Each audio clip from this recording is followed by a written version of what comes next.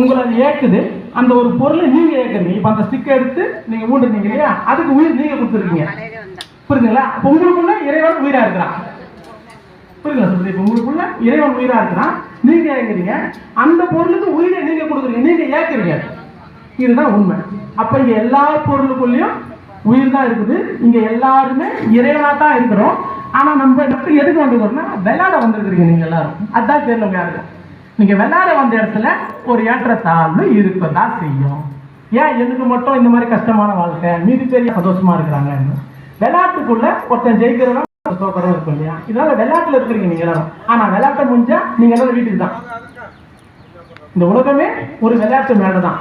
இங்க விளையாட வந்திருக்கிறோம். இந்த விளையாட்டு முடிஞ்ச உடனே நீங்க எல்லாரும் வீட்டுக்கு தான் போவீங்க, எங்கேயும் போக மாட்டீங்க. உண்மை தான். இத்தனை வருஷம் இந்த விளையாட்டு விளையாடுங்க, இந்த விளையாட்டோட இறுதியில் நிற்கிறீங்க.